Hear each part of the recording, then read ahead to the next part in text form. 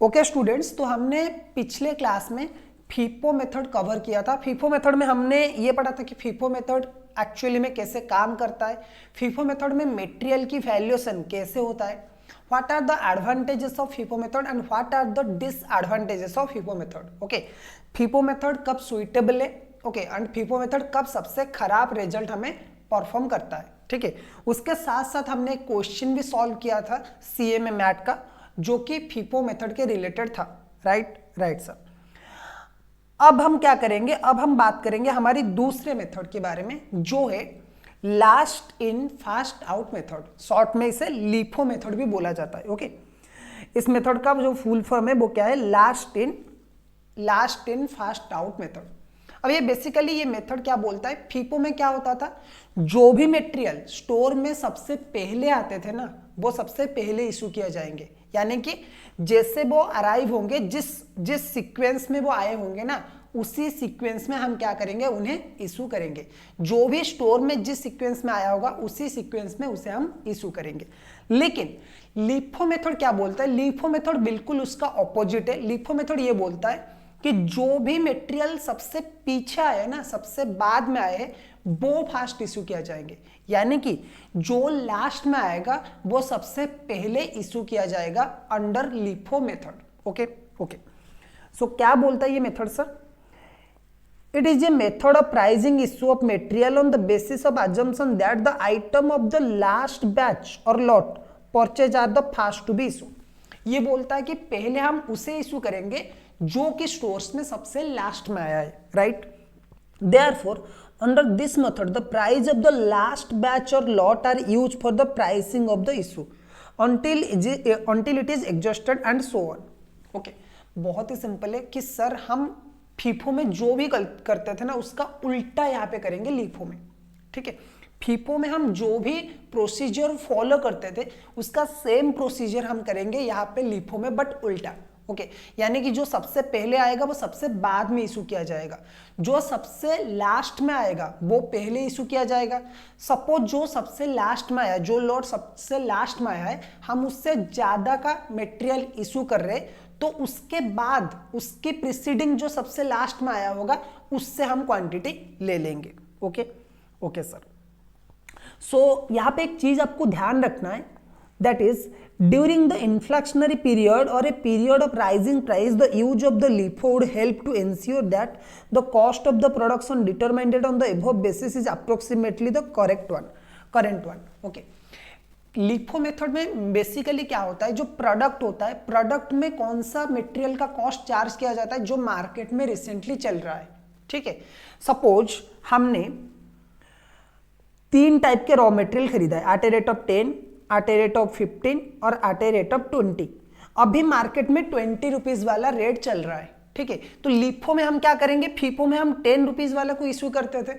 तो rising price में एक दिक्कत होता था कि सर जब हम मटेरियल को रिप्लेस करेंगे विथ अनदर लॉट, और जब हम मटेरियल को फ्रेश परचेज करेंगे तो उससे हमें मार्केट प्राइस में परचेज करना है, जबकि हम प्रोडक्ट में कौन सा प्राइस चार्ज कर रहे हैं, प्रोडक्ट में हम पास्ट ईयर का प्राइस चार्ज कर रहे हैं।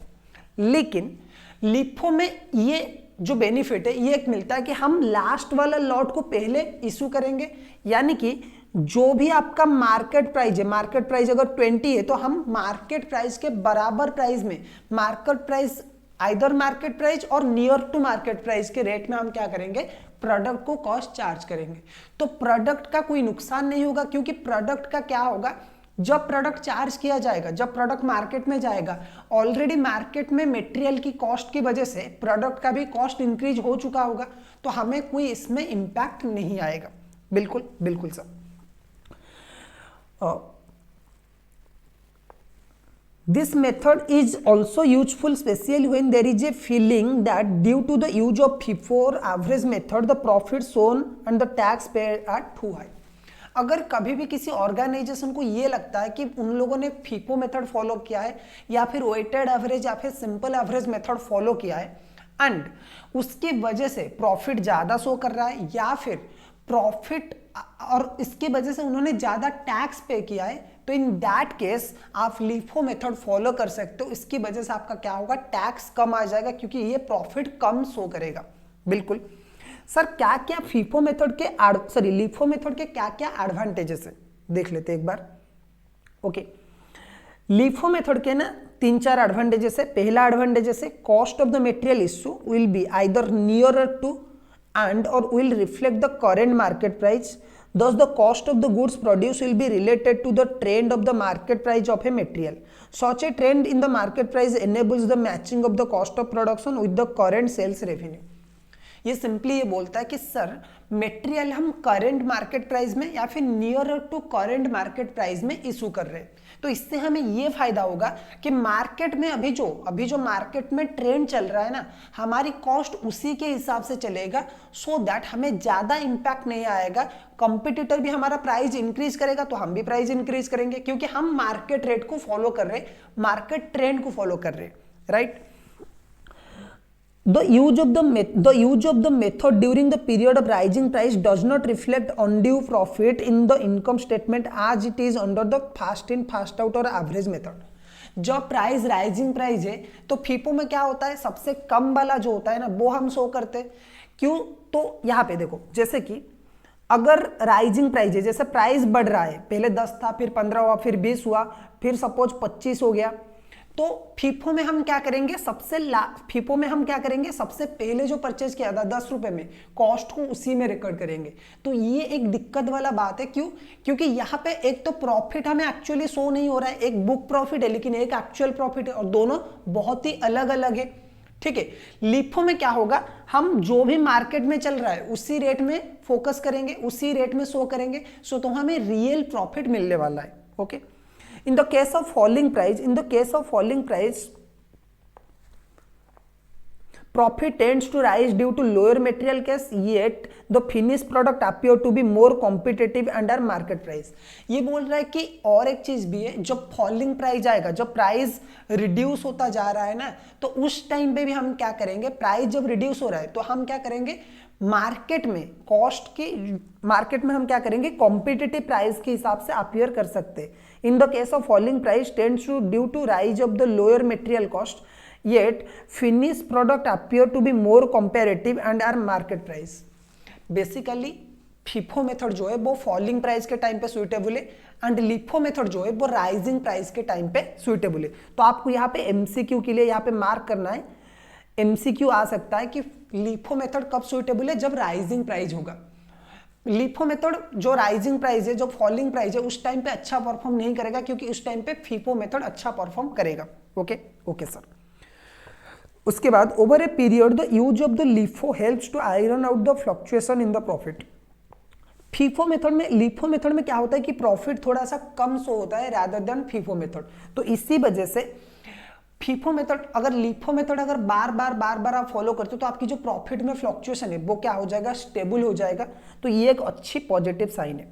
Sir what are the disadvantages of LIFO method के मेन डिमेरिट्स क्या क्या है। नंबर 1, कैलकुलेशन इस मेथड में थोड़ा सा कॉम्प्लिकेटेड है, क्योंकि आप लास्ट वाला प्रोडक्ट को, लास्ट वाला जो रेट है उसी हिसाब से इशू कर रहे हो, तो कैलकुलेशन में थोड़ा सा दिक्कत आएगा। यहाँ पे calculation under LIFO system become complicated and cumbersome when frequent purchases are made and high fluctuating rates. Cost of the different similar batch of production carry out at same time may be differ a great deal।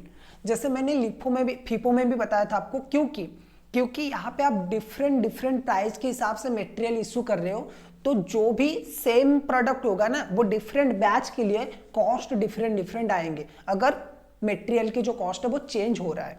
Okay, in the time of falling price there will be needed for writing of the stock value considerably to stick the principle of stock valuation, that is cost or market price whichever is lower। जैसे मैंने बोला कि जब falling price होगा ना तो LIFO क्या करेगा, आपको सही कैलकुलेशन शो नहीं करेगा, क्योंकि जो मटेरियल की प्राइस है, मटेरियल की मार्केट वैल्यू है वो बहुत कम है, और जो मटेरियल की कॉस्ट है वो बहुत ज्यादा है। ऑलरेडी आपने ज्यादा परचेज कर लिया लेकिन मार्केट वैल्यू कम है। तो इसी वजह से जब आपका फॉलिंग प्राइस सिचुएशन आ रहा है तो LIFO मेथड अच्छा परफॉर्म नहीं करेगा। बिल्कुल सर एक क्वेश्चन सॉल्व करेंगे क्या हम लोग LIFO का? बिल्कुल सॉल्व करेंगे, आ जाओ हम लोग। आप आ जाओ आप लोग, ये जो क्वेश्चन है आप लोगों का, ये है आपका LIFO मेथड में question. From this information provided under you are required to prepare a statement showing how the issue would be priced if the LIFO method is followed। ये है आपका LIFO मेथड का एक क्वेश्चन, ये हम लोग करने वाले हैं। ओके, ये है LIFO मेथड का एक क्वेश्चन, ये हम लोग करने वाले हैं। ओके, ये CMA मैट में ये क्वेश्चन दिया हुआ है, CMA की जो इंस्टीट्यूट का बुक है उसमें दिया हुआ है। इसका जो न्यू बुक है उसमें इलस्ट्रेशन 8 है इसका नंबर, ठीक है, तो आप लोग देख सकते हैं इसका आंसर वहां पे भी, ठीक है, लेकिन इलस्ट्रेशन 8 है। तो इसका आंसर हम करेंगे क्या है, from this information provided as under you are required to prepare a statement showing how the issue would be priced if LIFO method is follow. अगर LIFO मेथड फॉलो हो रहा है तो मटेरियल की इशू कैसे होगा। ओके, ओपनिंग बैलेंस है हमारा 100 unit at a rate of 10 per unit. हमने मटेरियल रिसीव किया है 200 units at a rate of 10.5 per unit. Receive किया है 300 unit at a rate of 10.60 per unit. उसके बाद हमने मटेरियल इशू किया 4 फरवरी को 400 यूनिट। उसके बाद 6 फरवरी को अगेन इशू किया हमने 120 यूनिट। 7 फरवरी को फिर से खरीदा, 8 फरवरी को इशू किया, 12 फरवरी को फिर से खरीदा, 13 फरवरी को खरीदा एंड 17 फरवरी को हमने इशू किया। तो इसका स्टेटमेंट बनाते हैं सर, बिल्कुल बनाएंगे, ये पेज में आई थिंक हो जाएगा हम लोगों का। जैसे हम लोग बना रहे थे 3 पॉइंट्स आपको बनाना है।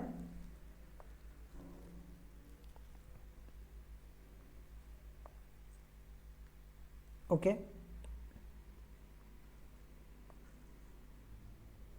डन।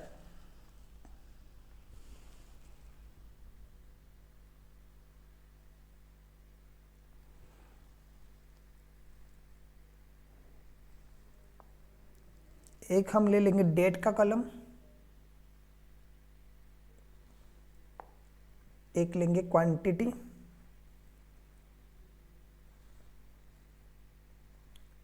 एक हम लोग लेंगे रेट, एक और हम लेंगे अमाउंट। इसी की तरह हम 3 बनाएंगे,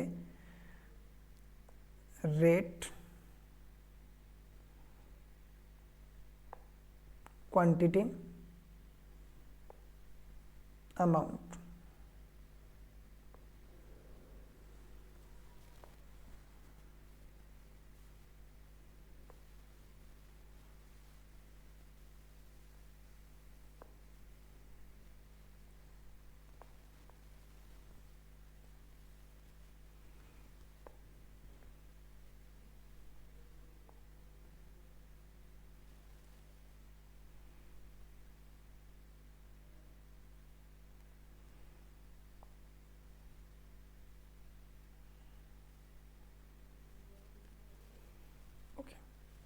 हो गया ये हमारा कंप्लीट। इसमें हम लिख लेंगे डेट, इसमें रिसिप्ट्स, इसमें इशू और इसमें हमारा आएगा बैलेंस।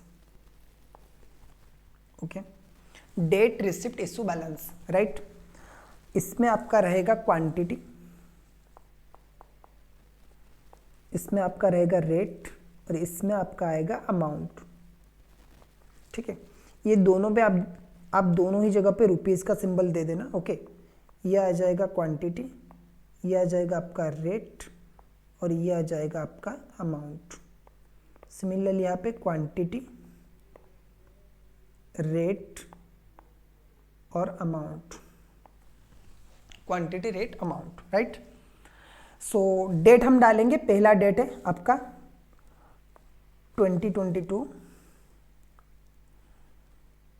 2024 फरवरी।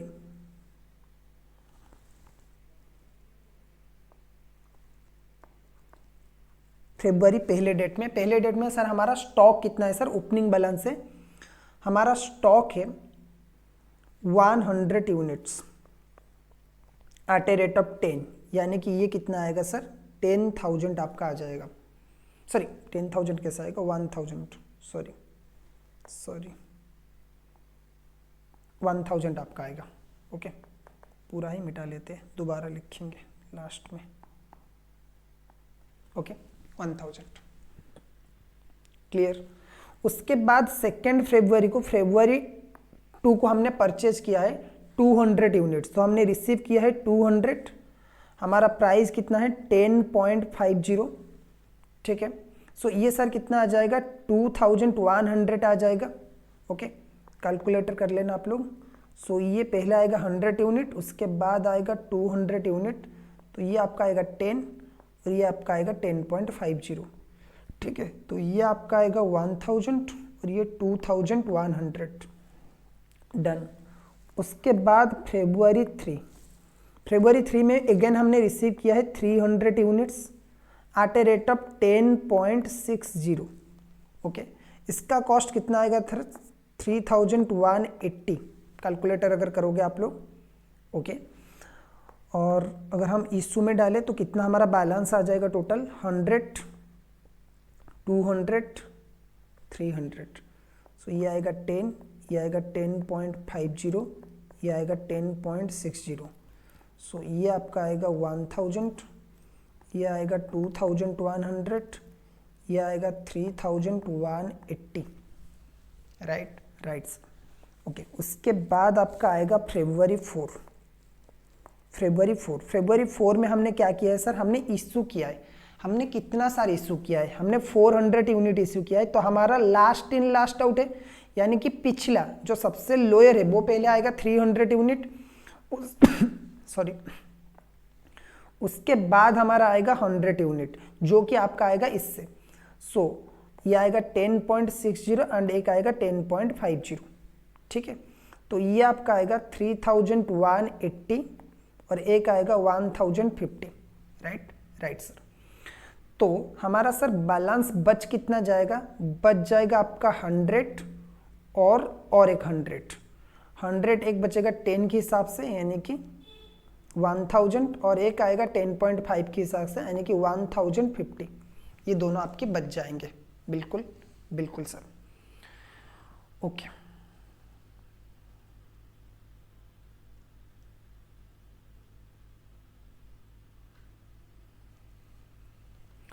उसके बाद फरवरी 4 में हमने फिर से इशू किया है 6 यूनिट, ओके, सॉरी फरवरी 6 में हमने अगेन इशू किया है 120 यूनिट। सो हमारा क्या आएगा 100 यूनिट आएगा, ठीक है। ये आ जाएगा 10.50 के हिसाब से, यानी कि 1050।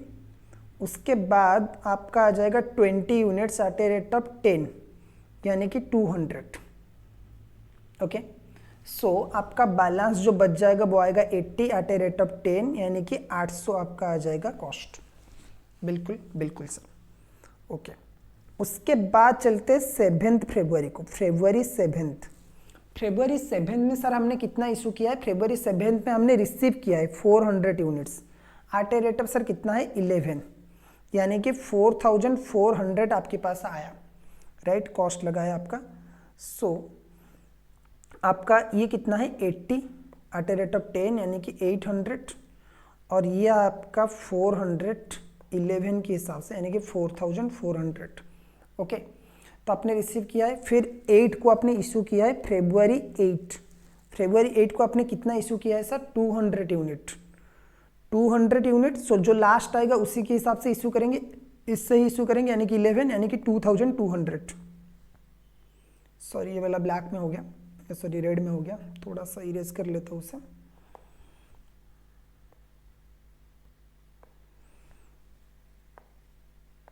हाँ, तो ये 11, ये आ जाएगा 2200। तो आपके पास बचा कितना 80 और आपके पास बचा 200, ये आएगा 10 और ये आएगा 11, यानी कि 800 आएगा और ये आएगा 2200। बिल्कुल सर। उसके बाद आपका पास आया है फरवरी 12 में, थोड़ा सा और इसको लाइन को थोड़ा सा लंबा कर लेते हैं, तो होपफुली यहीं पे हमारा कंप्लीट हो जाएगा पूरा का पूरा।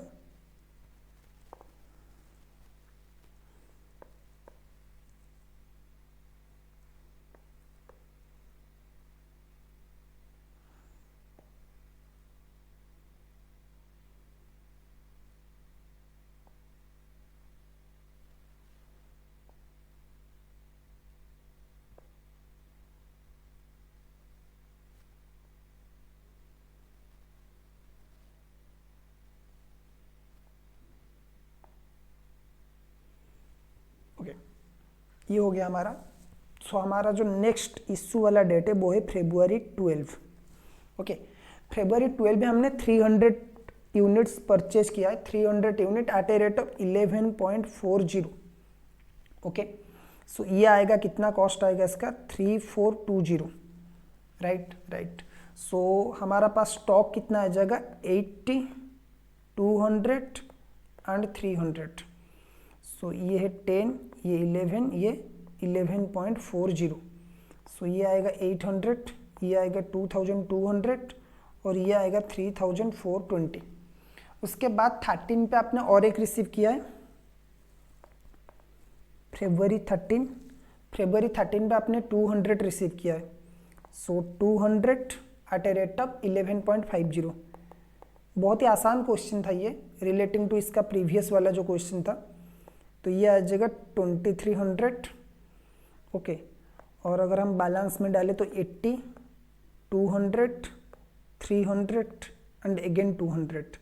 सो 10, 11, 11.40, 11.50। सो ये आ जाएगा 800, ये आ जाएगा 2200, ये आ जाएगा 3420 एंड लास्ट वाला आपका आ जाएगा 2300। एक स्टूडेंट्स बच गया जो आपका है February 17 में। ठीक है, February 17 में हमने इशू किया है, तो इसका भी आंसर हम कहीं पे कर लेते हैं। सॉरी, एक बार इसके आंसर हम यहीं पे कर लेते हैं। इसका आंसर हम यहीं पे कर लेते हैं, इसमें February 17 में। डेट में आप लिख लीजिए February 17। मैं यहाँ पे जस्ट रैंडमली बना लेता हूँ वो सब। ये एक है इशू का, सॉरी।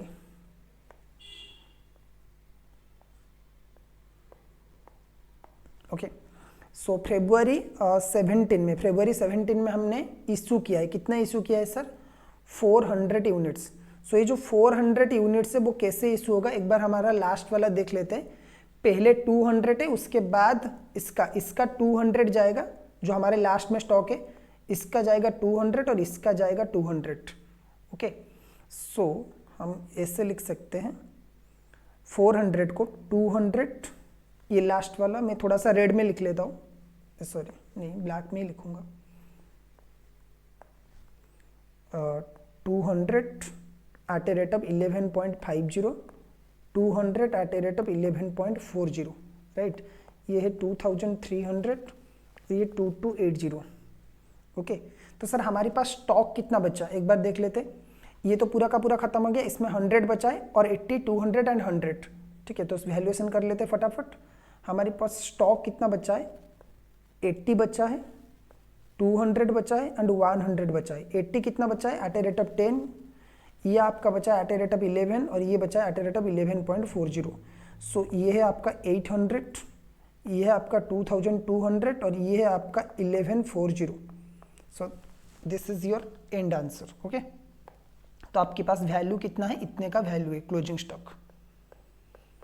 ओके, तो ये थोड़ा सा आसान क्वेश्चन था रिलेटिंग टू आपका प्रीवियस जो फीफो में हमने किया था। वो बहुत बड़ा सा कुछ रिटर्न वगैरह भी था, कुछ नॉर्मल रिसिप्ट था, पेमेंट था, सब कुछ था। इसमें सिर्फ और सिर्फ रिसिप्ट एंड इशू था। बहुत ही सिंपल सा क्वेश्चन था ये। आपकी बुक का इलस्ट्रेशन 8 था ये। Right sir. सो अब हम क्या करेंगे, हमारा फीफो मेथड तो यहाँ पे कंप्लीट हो गया। उसके बाद हम चलेंगे हमारा वेटेड एवरेज मेथड में। ओके, जो बेस स्टॉक मेथड वगैरह है और जो 2-3 छोटे छोटे मेथड है वो सब हम लोग कवर करने वाले। ओके, तो आ जाइए हमारी नेक्स्ट मेथड पे जिसको बोला जाता है बेस स्टॉक मेथड। सर ये बेस स्टॉक मेथड एक्चुअली में क्या है? बेस स्टॉक का मतलब है स्टूडेंट्स, ध्यान से समझिए। बेस स्टॉक का जो मतलब है वो क्या है कि जैसे आजकल, जैसे आप लोगों को पता होगा ना, आप लोगों के बीच में ऐसे कुछ दोस्त होंगे जो कि अपनी मोबाइल फोन के पीछे 500 रुपए 100 रुपए से इमरजेंसी के लिए स्टोर करके रखते।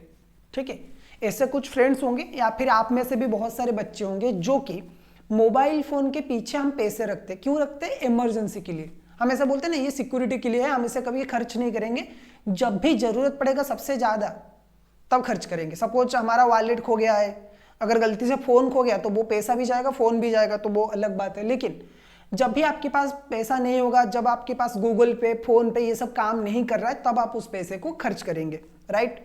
सिमिलर ही आपका बेस स्टॉक। बेस स्टॉक का मतलब है कि आप जब मटेरियल इशू कर रहे हो, आप ना एक बेस स्टॉक ले लेना कि हाँ सपोज हमने महीने की या फिर साल की स्टार्टिंग में जो रॉ मटेरियल खरीदा था उसको हम 100 यूनिट या फिर थाउजेंड्स ऑफ यूनिट हम क्या करेंगे, बेस स्टॉक मेंटेन करके रखेंगे, यानी कि हम उस यूनिट को कभी इशू करेंगे ही नहीं, ठीक है। बेस स्टॉक वाला जो पॉइंट है वो ये है कि हम उस यूनिट को कभी इशू करेंगे ही नहीं, ओके। तो उस हिसाब से जो बेस स्टॉक है, बेस स्टॉक क्या है, minimum quantity of stock under this method is always held at a fixed price as reserve in the stock to meet the state of emergency। जैसे मैंने बोला कि इस मेथड के अंदर क्या होता है, हमेशा हमेशा हमेशा कुछ स्टॉक फिक्स होके रहता है, ये कोई प्रॉपर स्टॉक नहीं है। आप चाहे तो बेस स्टॉक मेथड में फीफो में भी इशू कर सकते हैं, लिफो में भी इशू कर सकते हैं। बेस स्टॉक का ये मतलब है जब आप बेस स्टॉक मेथड फॉलो कर रहे हो तो आपको फीफो लिफो ऐसा कुछ मेथड फॉलो ही करना पड़ेगा, लेकिन उसके साथ में आप एक स्टॉक सेट मेंटेन करके रखोगे, ठीक है। आप एक स्टॉक मेंटेन करके रख रहे हो जिस स्टॉक को आप कभी इशू नहीं करोगे, सिर्फ इमरजेंसी के टाइम पे ही आप इशू करोगे। तो अगर ऐसा कोई स्टॉक है तो उसे हम बोलेंगे बेस स्टॉक मेथड, ठीक है। सो this minimum stock is also known as base stock and is valued at a price at which first lot of material is received and remains unaffected by subsequent price fluctuation। देख लो एक बार क्या बोल रहा है, this minimum stock is also known as base stock and it is valued at a price at which the first lot of material is received and remain unaffected by the subsequent price fluctuation। By the subsequent price fluctuation. So minimum stock आपको maintain करके रखना है। जो भी आपका fast होगा, शायद आपका ओपनिंग स्टॉक भी हो सकता है, लेकिन आप या फिर ऐसा भी हो सकता है कि जो भी आपने फास्ट परचेज किया है उसे ही आपने बेस स्टॉक रख लिया, लेकिन वो अफेक्टेड नहीं होगा, चाहे प्राइस कोई भी फ्लक्चुएशन हो। आप उस मटेरियल को कभी भी इशू नहीं करोगे, चाहे आप लिफो फॉलो करो, चाहे आप फीफो फॉलो करो, कुछ भी फॉलो करो, ठीक है, ठीक है sir, okay. This method of valuing inventory is different from the other methods of valuing issue as the base stock of the base stock of, okay। So ये जो मेथड है ना, ये सिंपल ये बोलता है कि ये बेस स्टॉक कभी इशू नहीं किया जाएगा, ओके। ये हमेशा आपके स्टॉक में ही रहेगा, okay, okay sir. So sir क्या हमारी क्वेश्चन में बेस स्टॉक वाला कोई क्वेश्चन है? हाँ, एक क्वेश्चन है जिसमें हमें फीफो भी करना है, लिफो भी करना है और उसमें कुछ बेस स्टॉक मेंटेन है। थोड़ा सा बड़ा सा क्वेश्चन है, सीएमए की बुक में क्वेश्चन है, तो वो हम लोग आगे जाके करने वाले जब हम पूरा का पूरा क्वेश्चन सॉल्व करेंगे, जितने भी क्वेश्चन है वो सब कुछ जब हम सॉल्व करेंगे, ओके। अब चलते हैं हम लोग एवरेज वाला मेथड में, और इसमें आता है आपका पहला एवरेज जो है सिंपल एवरेज मेथड, ओके। इसमें आता है आपका पहला पॉइंट जिसका नाम है simple average method. Simple average method में क्या है देखिए, under this method material is issued at a value at a average price which is calculated by dividing the total rate at which different lot of materials are purchase by total number of lots. In this method quantity purchase in each lot is ignored. However, the price of the stock of that lot which is completely sold out is not considered for taking the average price। बहुत कुछ बता दिया sir ये इस method ने। क्या बता रहा है, ये बोल रहा है कि देखो फीफो फॉलो करना भी गलत है, क्योंकि फास्ट इन फास्ट आउट में जब राइजिंग प्राइस आएगा तो आप फॉलो नहीं कर पाओगे, आपको करेक्ट आंसर नहीं देगा। बिल्कुल सही सर। लीफो फॉलो करना भी कभी कभी सही नहीं होता है, जब आपका फॉलिंग प्राइस है तो लीफो आपको राइट आंसर मतलब करेक्ट वैल्यूएशन नहीं देता है। सिमिलरली आपको क्या करना है, एवरेज, जो हम बचपन से करते आ रहे कि अगर बहुत सारे ऑप्शन है हमारे पास, हम क्या करेंगे, एवरेज ले लेंगे। तो यहाँ पे दो टाइप के एवरेज है, एक है आपका सिंपल एवरेज, ओके।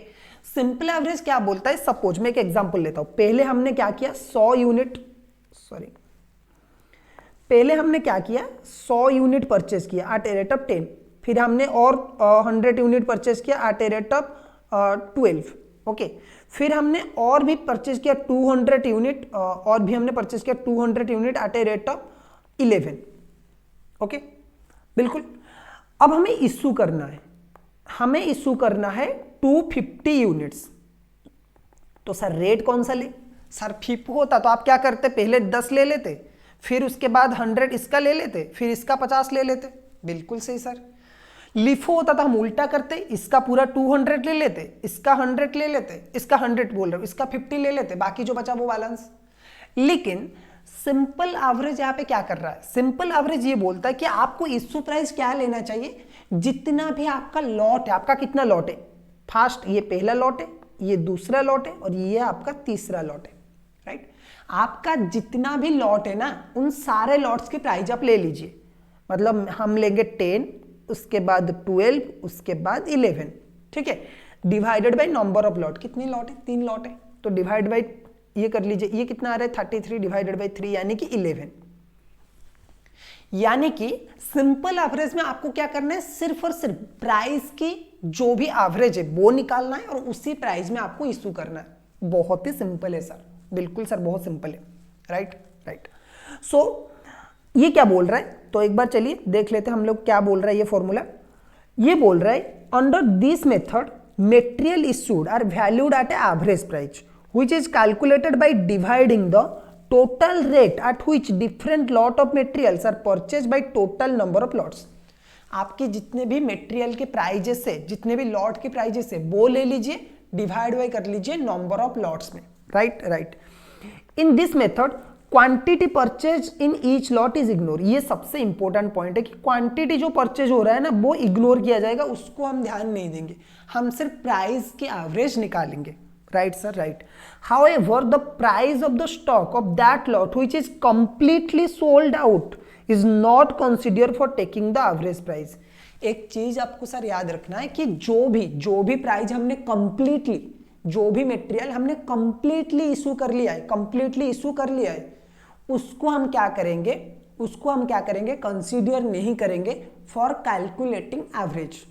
हम क्या करेंगे, जो लॉट्स भी अभी हमारे पास अवेलेबल है फॉर इशू, जो भी लॉट्स अभी करेंटली हमारी स्टोर में अवेलेबल है फॉर इशुएंस, उस मटेरियल की जो प्राइस है उसकी एवरेज निकालेंगे।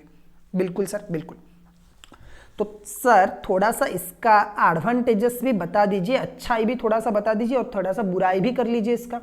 बिल्कुल, इसकी अच्छाई में क्या क्या पॉइंट है, बहुत ही सिंपल बोल रहा है कि this method is simple to use for an entity which order materials in a lot of standard quantity as only price per lot is taken to calculate the average price. बोल रहा है कि जो भी लॉट्स में quantity बनाता है ना, जो भी ऑर्गेनाइजेशन, जो भी कंपनी, जो भी एंटिटी क्या करता है, रॉ मटेरियल लॉट्स में परचेज करता है ना। सपोज ईच टाइम हम EOQ मेथड फॉलो कर रहे हैं, EOQ के हिसाब से सपोज हमारा EOQ है 200 यूनिट्स, तो हम 200 यूनिट्स ईच टाइम ऑर्डर कर रहे हैं, ठीक है। तो उस हिसाब से क्या होगा कि हमारे लिए सिंपल पॉइंट ये है कि ये मेथड आपको हेल्प करेगा, क्योंकि जो स्टैंडर्ड प्राइस है, वो जो स्टैंडर्ड सेट हुआ है उसी हिसाब से आपको एवरेज निकालना है। Okay, this method is simple to use for an entity which order materials in a lot of standard quantity as only price of lot is taken to calculate the average price. दोनों जगह पे I think same ही एक ही point लिखा हुआ है, तो ये वाला पॉइंट आपको कंसीडर नहीं करना है। ओके, डिसएडवांटेजेस आपको देखना है। डिसएडवांटेजेस क्या बोल रहा है, this method does not provide right stock valuation when standard quantity for the purchase in a lot is not specified. ये सिंपल आपको बोलता है कि अगर आपको स्टैंडर्ड प्राइस पहले नहीं पता है लॉट का, ठीक है, तो ये मेथड इतना यूजफुल नहीं होगा, ये मेथड आपको राइट वैल्यूएशन नहीं देगा। when price of the material fluctuates and the quantity chooses to customize the order quantity, the price under this method may differ substantially from the current market price। Okay, ये क्या बोल रहा है कि अगर price, जो भी हमारा मटेरियल है वो अगर उसकी प्राइस फ्लक्चुएट हो रहा है, okay, when the price of the material fluctuates and the entity choose to customise the order size quantity.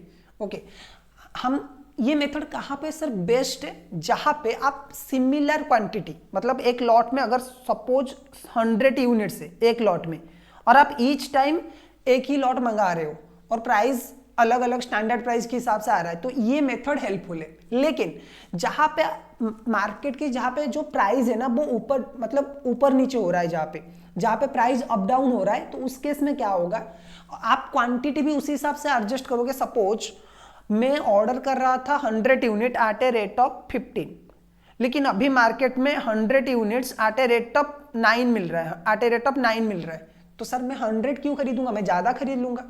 अगर ज्यादा कॉस्टली आ रहा है तो मैं क्या करूंगा, कम खरीदूंगा। तो जहां पे प्राइस फ्लक्चुएट हो रहा है और आप क्वांटिटी को एडजस्ट कर रहे हो ना, तो उस केस में ये मेथड आपको सही कैलकुलेशन नहीं देगा।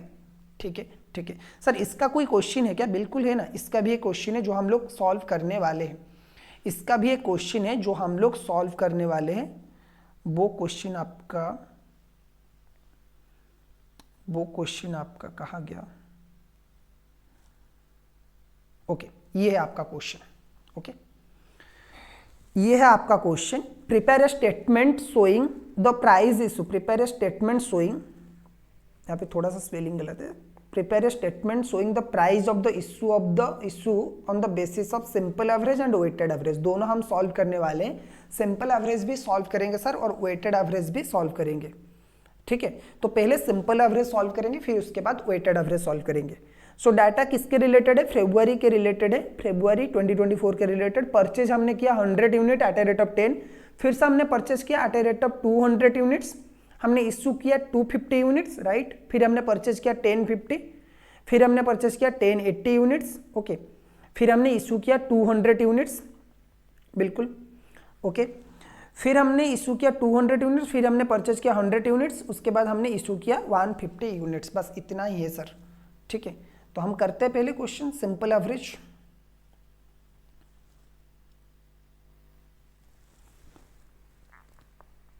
ए में हमें पूछा है सिंपल एवरेज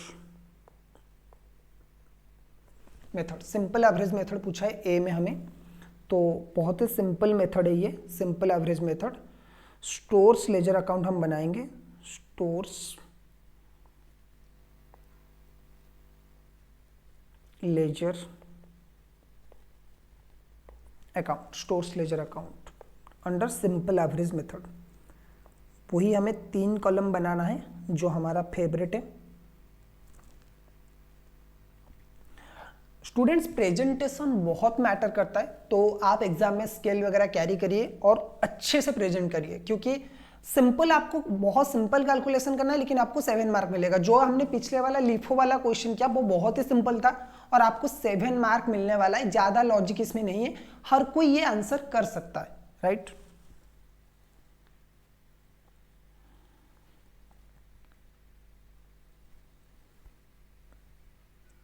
इसमें हमें लेना है डेट, फिर क्वांटिटी, फिर रेट, फिर अमाउंट, फिर इसके बाद क्वांटिटी के लिए एक rate, amount, quantity, rate and amount. Okay, चलेगा।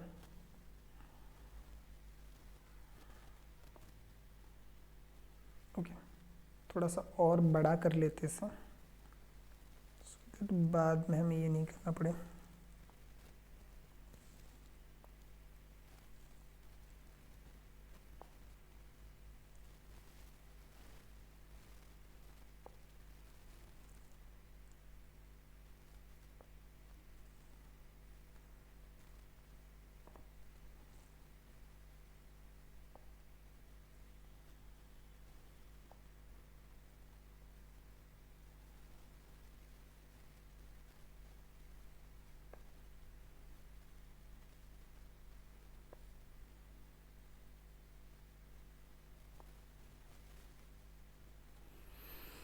ओके, तो हम लोग अपना फॉर्मेट बना लेते हैं। ये आपका डेट वाला कॉलम है, राइट। ये है आपका रिसिप्ट,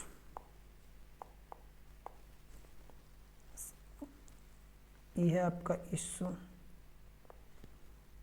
ये है आपका बैलेंस। ओके, ये आपका क्वांटिटी, रेट और अमाउंट। वो यहाँ पे आएगा क्वांटिटी, रेट और अमाउंट, क्वांटिटी, रेट और आपका अमाउंट। ओके, होपफुली मेरे जो हैंड राइटिंग है वो आप लोग पढ़ पा रहे होंगे, आपको ऐसे ही फॉर्मेट बनाना है, ठीक है। ओके, सो पहला डेट लेते हैं हम लोग, ठीक है। February 1 का है पहला डेट ना, आई थिंक, ओके ये वाला है, हाँ February 1 का है पहला डेट। सो 2024 February 1 हमने परचेज किया 100 यूनिट। ओके, यहाँ पे कोई ओपनिंग स्टॉक हमारा नहीं है, हमने परचेज किया 100 unit. So 100 unit at a rate of 10 each. So ये आपका आ जाएगा 1000।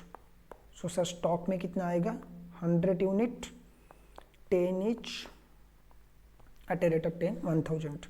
फिर हमने फिर से परचेज किया 2 फरवरी, February 2 में हमने परचेज किया 200 units at a rate of 10.20, right. So ये आपका कितना आ जाएगा, 2040 रुपीज। ये आपका आ जाएगा कितना, 100, और ये आ जाएगा आपका 200। ये 10 के हिसाब से 1000 और ये 10.20 के हिसाब से 2040, बिल्कुल। फिर February 5 में इशू किया है हमने, कितना इशू किया है सर, हमने इशू किया है 250 हमने इशू किया है। सबसे इंपॉर्टेंट पॉइंट है सर कि रेट क्या आएगा। सो यहाँ पे हम लोग क्या करेंगे, वर्किंग नोट में कैलकुलेशन बनाएंगे।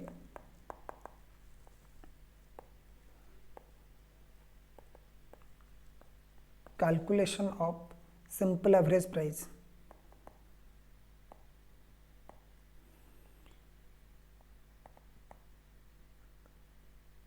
एवरेज प्राइस, या फिर हम लोग ऐसे बोल सकते कि issue price. Calculation of issue price. Okay, थोड़ा सा और दिख रहा है, इसे थोड़ा सा इरेज कर लेता हूँ और एक बार अच्छे से लिख लेता हूँ।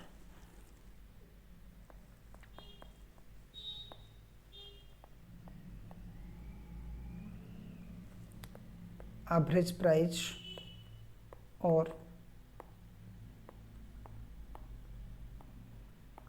Calculation of simple average price और इशू प्राइस, ये आपको निकालना है। ओके, ये पहला है, इशू ऑन 5 फरवरी 2024। सो कितना है आपका, 10 + 10.2, क्योंकि अभी हमारे पास सर कितना लॉट है, 2 ही लॉट है, हमने 2 ही लॉट परचेज किया है, एक ये वाला एक ये वाला, तो इन दोनों का एवरेज हम ले लेंगे, ठीक है। सो मेंटेन करेंगे हम कितना, इक्वल टू कितना हो जाएगा हमारा, यहाँ पे हमारा हो जाएगा 10.10, ठीक है। यहाँ पे आपको क्या करना है, टोटल वैल्यू मेंटेन करके रखना है। यहाँ पे टोटल वैल्यू आपको ऐसे आप रिकॉर्ड कर सकते हो, यहाँ पे टोटल आपको रिकॉर्ड करने की ज़रूरत नहीं है। अब एट ए टाइम पूरा का पूरा रिकॉर्ड कर सकते हो कि आपके पास कितना बैलेंस है। वेटेड अब मतलब एवरेज मेथड में आपको ऐसे करना है, 3000 और दोनों को मिला लो, यानी कि रेट लिखने की आपको ज़रूरत नहीं है, 3040 रुपीज। ओके, February 5 में आपने 250 रुपीज़ इशू किया, तो एट ए रेट ऑफ कितना आएगा, 10.10, यानी कि हमने इसे वर्किंग नोट में निकाला है, तो 2525, ठीक है। यानी कि आपके पास बचा कितना, 50 यूनिट्स। ओके, और इसका वैल्यू कितना हो जाएगा सर, 515। फिर February 7 में हमने परचेज किया है कितना, 200 यूनिट्स। 200 हमने 200 यूनिट्स परचेज किया है at a rate of 10.5। Okay, at a rate of 10.5, clear. तो उसके बाद आपकी जो वैल्यू बचेगा वो कैसे बचेगा, ये कितना आ जाएगा हमारा वैल्यू, 2100। ओके, सो आपका ये हो जाएगा 250 और इसका आंसर जो आएगा वो आएगा 2615। ओके, क्यों सर हम इस पे रेट नहीं लिख रहे? क्योंकि हमें नहीं पता कि हम कौन सी क्वांटिटी पहले इशू कर रहे हैं। अगर हम यहाँ पे सोचेंगे कि हम फीफो फॉलो कर रहे हैं तो कुछ लोग बोलेंगे कि सर आप तो लीफो फॉलो करना चाहिए। जो हमने 250 यूनिट इशू किया है ना, यहाँ पे हम 250 यूनिट 100 में से भी दे सकते हैं और 300 में से भी दे सकते हैं। तो किससे हमने दिया वो आपको देखना है, ठीक है। मतलब हम इन 300 से 250 यूनिट हमें इशू करना है, इन 300 से आपको 250 यूनिट इशू करना है। आप ये 250 यूनिट 100 से ले रहे हो या फिर 200 से ले रहे हो, 100 से ले रहे हो या फिर 200 से ले रहे हो, वो एक पॉइंट है। तो इसी वजह से हम यहाँ पे रेट नहीं लिख रहे, हम बस टोटल जितना वैल्यू बच रहा है वो लिख रहे हैं। ओके, 1050 2001। ओके, उसके बाद आपका जो वैल्यू आएगा, लेकिन हम अज्यूम क्या करेंगे कि हम ये अज्यूम करेंगे कि जो हमारा पहला परचेज हुआ है उसी को हमने पहले इशू कर लिया है, ठीक है, बिल्कुल।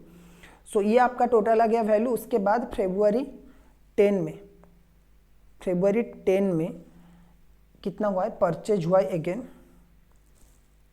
300 unit at a rate of 10.80। तो इसका वैल्यू कितना है 3240। अब आपके पास टोटल रॉ मटेरियल कितना है 550, जिसकी वैल्यू है 5855।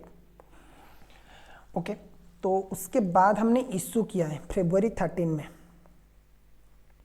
फरवरी 13 में हमने क्या किया, इशू किया है 200 यूनिट्स। अब यहाँ पे हमें कैलकुलेट करना है इशू ऑन 13 फरवरी 2024। सब प्राइस कितना होगा? आंसर होगा कि हमारे पास अभी भी कौन सा यूनिट है, 10.2 का कुछ यूनिट्स है, फिर हमारे पास 10.50 है, फिर हमारे पास 10.80 है। तीनों का हम लोग क्या करेंगे, एवरेज निकाल देंगे तो आएगा कितना, 10.50।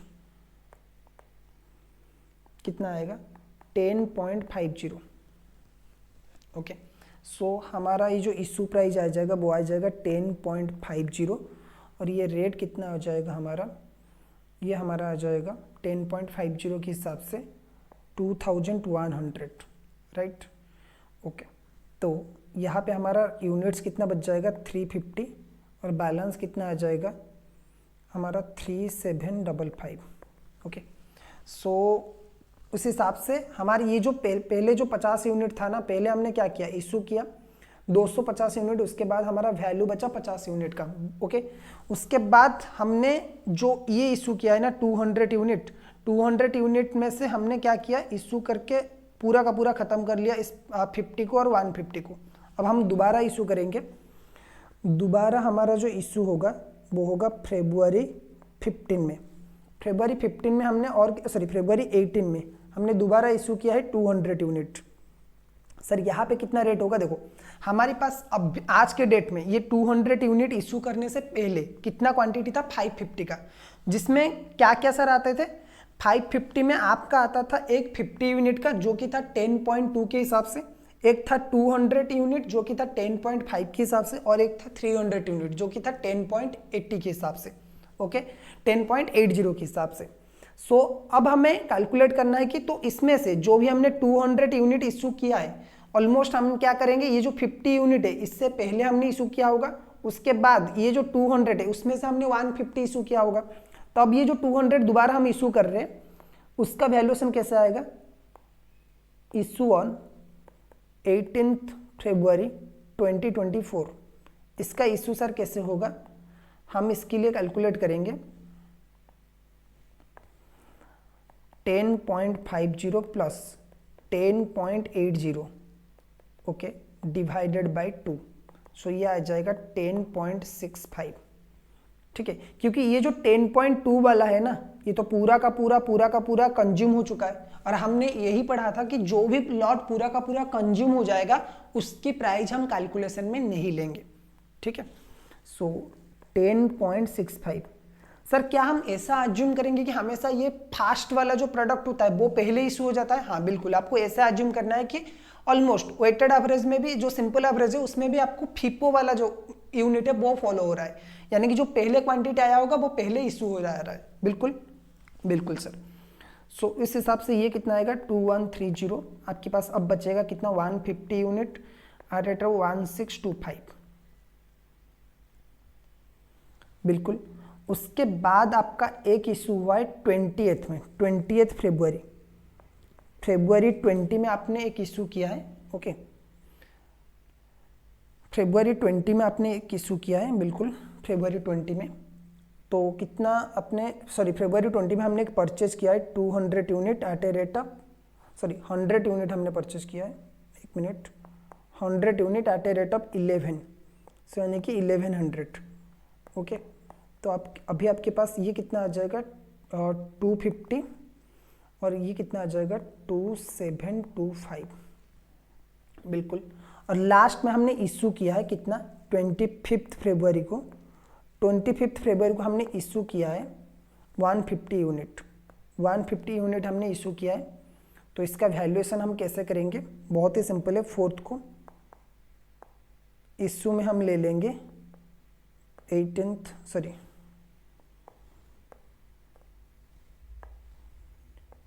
25 फरवरी 2024, इस डेट को आपका कितना बचा है 10.80 प्लस 11 डिवाइडेड बाई 2, सो ये आपका कितना आ रहा है ₹10.90, ठीक है। सो हमें रेट लेना पड़ेगा 10.90, क्योंकि जो भी हमारा 200 यूनिट था वो तो हमने यहाँ पे इशू कर लिया है, जो 350 के टाइम पे हमने इशू कर लिया। तो ये जो बचा था 150 यूनिट, ये किसका बचा था, सिर्फ 10.80 का जो 200 यूनिट था उसी का बचा था, ठीक है, जो हमने यहाँ पे खरीदा था, ठीक है। जो हमने यहाँ पे 300 यूनिट खरीदा था सिर्फ उसी का बैलेंस हमारे पास था। अभी हमने फ्रेश परचेज किया है 100, तो इन दोनों को मिला देंगे तो इसका जो एवरेज आएगा वो कितना आएगा 10.90। ओके, तो इसका वैल्यू कितना आएगा आपका 1635। ओके, तो टोटल इसका आंसर कितना आएगा 100 और एंड आंसर आपका बच जाएगा 10.90। तो यानी कि ये है आपका आंसर। सर क्या किया आपने, हमें थोड़ा सा धीरे धीरे हमें समझाइए। देखो हम लोग कौन सा मेथड कर रहे हैं, simple average method. Simple average method में सर क्या होता है, सिंपल एवरेज मेथड में आपका प्राइस का एवरेज होता है, आपकी क्वांटिटी का कुछ भी नहीं होगा, क्वांटिटी को पूरा का पूरा इग्नोर किया जाएगा, लेकिन आपका प्राइस का एवरेज लिया जाएगा। बिल्कुल बिल्कुल सर। तो पहले हमने परचेज किया 100 यूनिट 1 फरवरी को at a rate of 10। Okay, तो अमाउंट कितना होगा 1000, राइट। सो क्वांटिटी कितना होगा सर, क्वांटिटी आपके पास बचा है कितना, देखिए एक बार मैं इसे रेड पेन में मार्क कर रहा हूं तो आपको समझ में आएगा। क्वांटिटी आपके पास है 100 रुपीज। ओके, तो 10 एट ए रेट ऑफ 1000। फिर हमने परचेज किया एक बार, फिर हमने February 2 को परचेज किया, 2 फरवरी को 200 यूनिट हमारे पास स्टॉक आ गया। जब इश्यू करेंगे ना, सबसे इंपॉर्टेंट, जो भी हम 250 यूनिट इश्यू कर रहे हैं तो हम क्या करेंगे, उसका एवरेज प्राइस यहाँ पे वर्किंग नोट में कैलकुलेशन कर लेंगे। हमारे पास 2 लॉट है, दो लॉट हमारे पास है, तो 10 प्लस 10.2 डिवाइडेड बाई 2, तो 10.101 आ जाएगा आपका actually issue price. Okay, simple average में आपको ऐसे ही कैलकुलेट करना है। फिर हमने 2 बार परचेज किया है 200 एंड 300, तो उसके बाद जब हम 13 फरवरी को इशू करेंगे तो हमारे पास 3 लॉट आ जाएगा, यानी कि 10.2, 10.5, 10.8। ओके, इसका डिवाइडेड बाई 3 करेंगे तो 10.5 आएगा आपका एवरेज, तो आपको 10.5 लेना है। उसके बाद हमने फिर 18 फरवरी को इशू किया है फर्दर, तो उस केस में आपका 2 ही लॉट बचा है, तो 10.5 प्लस 10.8, तो उस हिसाब से आपका एवरेज आएगा 10.65। और जो आपने लास्ट में इशू किया है, लास्ट में आपने इशू किया है, उसके लिए आपके पास 2 यूनिट बचा है, एक बचा है आपका 150 एंड एक बचा है आपका 100। 150 at a rate of 10.8 and जो 100 बचा है वो एट ए रेट ऑफ 11। तो हम इन दोनों का एवरेज निकालेंगे, जो भी प्राइस आएगा उसी हिसाब से हम लोग इशू करेंगे। ओके ओके, बिल्कुल सर। सो इसके बाद चलते सर,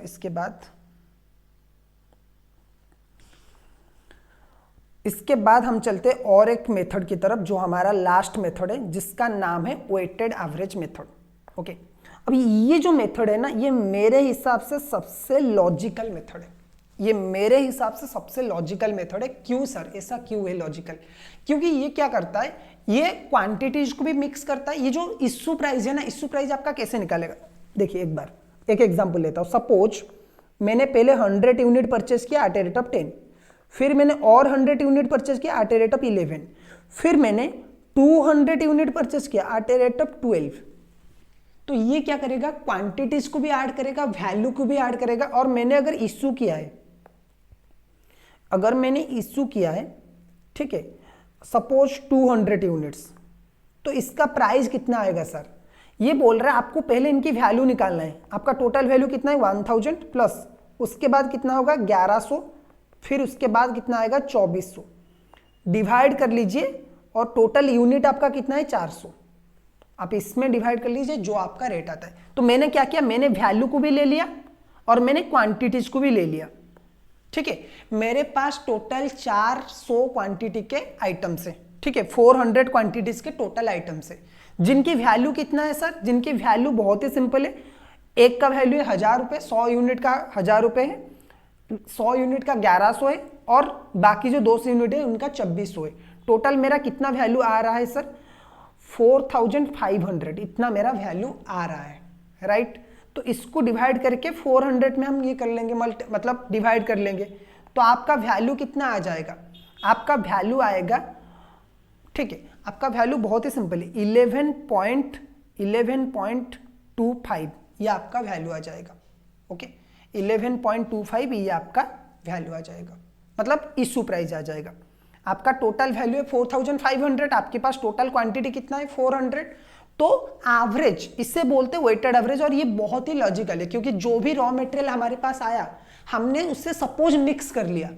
सपोज हमारे पास 100 क्वांटिटी आया, फिर उसके बाद 200 क्वांटिटी आया, फिर इसके बाद और 100 क्वांटिटी आया, तो ये जो तीनों क्वांटिटी है ना, हमने इनको मिक्स कर लिया। तो हमें पता नहीं कि कौन सा क्वांटिटी 10 रुपये वाला है, कौन सा क्वांटिटी 11 वाला है और कौन सा क्वांटिटी 12 वाला है। तो इस वजह से हम क्या करेंगे, बहुत ही सिंपल, सबको मिला लो। हमारे पास टोटल कितना वैल्यू है? हमारे पास टोटल वैल्यू है सर 4500 का।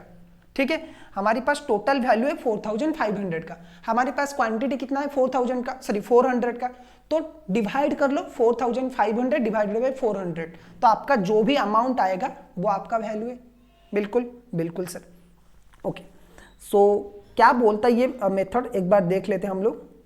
ठीक है, ओके, फिर इसके क्वेश्चन हम लोग करेंगे। ओके, ये बोलता है unlike the simple average price method, this method gives due weightage to quantities also. Under this method issue price is calculated by dividing the sum, ये सबसे इंपॉर्टेंट है। issue price is calculated by dividing the sum of the products of the price and quantity by the total number of quantities। क्या है ये, यही आपको highlight करना है, इससे पहले कुछ भी हाईलाइट नहीं करना है। issue price is calculated by dividing, ये वाला पॉइंट आपको हाईलाइट करना है जो मैंने अंडरलाइन किया है। issue price is calculated by dividing sum of the products of the price and quantity by total number of quantities। जितना भी आपका टोटल वैल्यू है रॉ मटेरियल्स का वो ले लीजिए, डिवाइडेड बाय टोटल क्वांटिटी ले लीजिए, जो भी अमाउंट आएगा वो आएगा आपका issue price. What are the advantages sir? बहुत ही सिंपल है, it's smoothen the price fluctuation if at all it is there due to material purchase. Sir अगर कोई प्राइस फ्लक्चुएशन भी है ना, वो हमें केयर नहीं करता, हम क्या करेंगे एवरेज के बेसिस पे इशू करेंगे। तो सबसे रिलायबल मेथड है ये। Issue price need not be calculated for each, issue price need not be calculated for each issue unless new lot of material is received. Material cost does not represent actual cost price and therefore a different profit or loss will be arises out of such pricing method। ठीक है, सो यहाँ पे गलती से हुआ है कि यहाँ पे दो एडवांटेजेस है, एक्चुअली दो लिमिटेशन है, सॉरी, ये दोनों इसके एडवांटेजेस हैं और ये दोनों लिमिटेशंस हैं। तो आपको जो नोट मिला होगा वो सही मिला है, यहाँ पे मेरा ही गलती है। ठीक है, मैंने थोड़ा सा दूसरा नोट ले लिया है। ये दोनों इसके एडवांटेजेस है और ये दोनों इसकी लिमिटेशंस हैं। ठीक है, सो एडवांटेजेस में क्या है, बहुत ही सिंपल है, मैं हाईलाइट कर लेता हूँ एडवांटेजेस को। It's smoothen the price fluctuation if at all is there in due to material purchase. Issue price need not be calculated for each issue unless new lot of material is received. देखिए, पहला तो ये कि ये बहुत ही आसान कर लेता है कैलकुलेशन, क्योंकि वैल्यू जितना है डिवाइडेड बाय क्वांटिटी कितना है, तो आपका इशू प्राइस आ जाएगा। और आपको इशू प्राइस बार बार निकालने की जरूरत नहीं है, जैसा आप सिंपल एवरेज में निकालते थे, जब तक कोई नया इशू नहीं हो जाता। ओके, लिमिटेशन में क्या है सर? लिमिटेशन में बहुत ही सिंपल बोलता है कि material cost does not represent actual cost price and therefore a different profit और loss will be arise out of such pricing method. Market में जो रेट चल रहा है ये इससे शो नहीं करेगा। सपोज हमने 100 यूनिट्स 6 रुपए में परचेस किया था, हमने 100 यूनिट 10 रुपए में परचेस किया था। अभी जो मार्केट की रेट है सपोज 20 रुपये चल रहा है, तो ये सबको एवरेज कर लेगा, तो मार्केट प्राइस के हिसाब से ये हमें प्रॉफिट शो नहीं करता। ठीक है, it may be difficult to compute since every time lot is received it would be required to recomputation of issue price. जितने बार भी आप लॉट रिसीव करोगे उतने टाइम आपको क्या करना पड़ेगा, इशू प्राइस कैलकुलेशन करने की जरूरत है। जितने बार आप परचेज करोगे उतने टाइम आपको क्या करना है, जो इशू प्राइस है उसे कैलकुलेशन करने की जरूरत है। ठीक है, तो ये कैलकुलेशन थोड़ा सा कॉम्प्लिकेटेड है, बिल्कुल बिल्कुल। तो ये दोनों इसकी लिमिटेशन है और ये दोनों इसके एडवांटेजेस है। ये थोड़ा सा पीडीएफ में गड़बड़ हुआ है, लेकिन जो बुक्स आपको मिला है आई थिंक उसमें करेक्ट प्रेजेंट हुआ होगा। ओके, तो अब हम लोग क्या करेंगे, अब हम लोग सेम क्वेश्चन सॉल्व करेंगे but with weighted average method. Okay, जो भी हमने सिंपल एवरेज में किया था वो अब सेम हम करने वाले हैं वेटेड एवरेज मेथड के साथ। ठीक है, सेम क्वेश्चन रहेगा और उसका कैलकुलेशन हम लोग करने वाले। राइट। सो ये पेज खाली पड़ा है तो इसी में ही करेंगे हम लोग।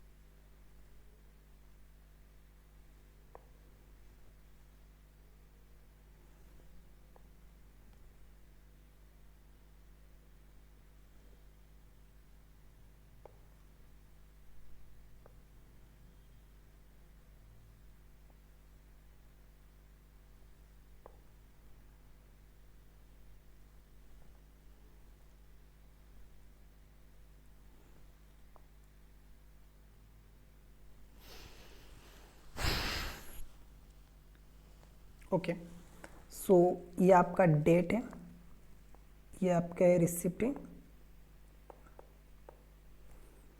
ये आपका इशू कलम आ गया और ये आपका है पेमेंट कलम, सॉरी पेमेंट बोल रहा हूँ, बैलेंस कलम, सॉरी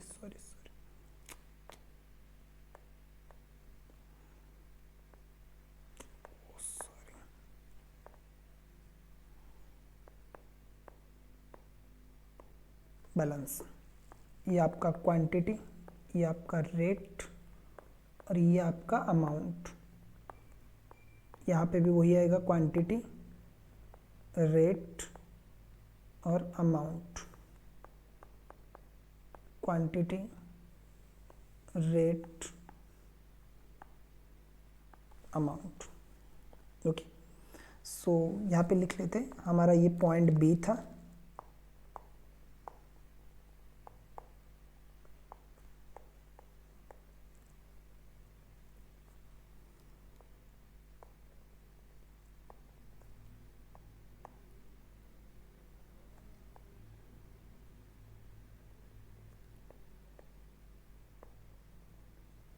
वेटेड एवरेज मेथड और ये हो गया हमारा स्टोर्स लेजर अकाउंट। ठीक है, हमारा स्टॉक क्या था, फर्स्ट फरवरी को हमने परचेज किया था 100 unit at a rate of 10। तो हमारा जो कॉस्ट आया था वो आया था 1000। ठीक है, सो बैलेंस में कितना आएगा, 100, 10 एंड 1000। ठीक है, ओके। 2 फरवरी को हमने फिर से परचेज किया था, वो था 200 एट ए रेट ऑफ 10.20। आपका आ जाएगा ये 2040। ओके, सो आपका टोटल कितना हो जाएगा, 300 यूनिट। ओके, 300 यूनिट और रेट कितना आ जाएगा, 3040। आपको क्या करना है, आपको इससे और इसको डिवाइड करना है। तो आपका रेट कितना आ जाएगा, 10.13। ठीक है, सो किसको किसको डिवाइड करना है, 3040 डिवाइडेड बाई 300, ऐसा आपका वेटेड एवरेज का प्राइस आएगा। बिल्कुल बिल्कुल सर। तो हमने 5 फरवरी को क्या किया था, इशू किया था। 5 फरवरी को हमने इशू किया था कितना, 250 यूनिट्स, 250 हमने इशू किया था एट ए रेट ऑफ कितने में करेंगे, 10.13 में। जो भी लास्ट प्राइस है ना उसी के हिसाब से करेंगे हम लोग। सो यानी कि आपका आ जाएगा 2533। ओके, तो आपका जो भी बचेगा वो कितना आ जाएगा, आपका 50 यूनिट आपका बचा एट ए रेट ऑफ 10.13, तो ये आ जाएगा 507। ओके, थोड़ा सा अप्रोक्सीमेटली मतलब जो डेसिमल है उसकी वजह से आंसर थोड़ा सा आ सकता है, 1-2 पॉइंट का डिफरेंस आ सकता है आपका। ओके, 7 फरवरी में आपका कितना आ जाएगा, 200 आपने परचेज किया है, ठीक है, एट ए रेट ऑफ 10.50। तो आंसर कितना आ जाएगा इसका, कैलकुलेशन टोटल 2100। ओके, तो आपके पास अभी क्वांटिटी कितना बचा, 2250, और आपका अमाउंट कितना आ जाएगा 2607। और इसको डिवाइड करके आपको रेट निकालना है, इसको और इसको डिवाइड करके आपको रेट निकालना है, तो रेट आपका आएगा 10.43। ओके, उसके बाद आपको क्या करना है, आपका 10 फरवरी में आपका फिर से इशू हुआ है, फिर से रिसीव हुआ है 300 एट ए रेट ऑफ 10.80। तो आपका ये कितना आ जाएगा 3240। अब आपका टोटल कितना हो जाएगा 550, और ये अमाउंट कितना हो जाएगा 5847।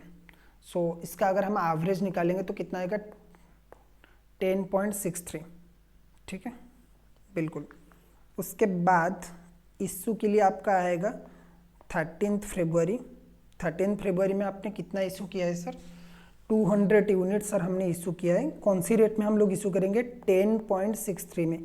ये सबसे बेनिफिट है वेटेड एवरेज मेथड की, जब तक कोई नया यूनिट परचेज नहीं होता है तो आपको सेम प्राइस पे इशू करना है, 2126। उसके बाद आपका बैलेंस कितना आ जाएगा 350 एट ए रेट ऑफ 10.63। सो जो आंसर आएगा वो आएगा 3721। उसके बाद 18 फरवरी को अपने अगेन इशू किया है 200 यूनिट।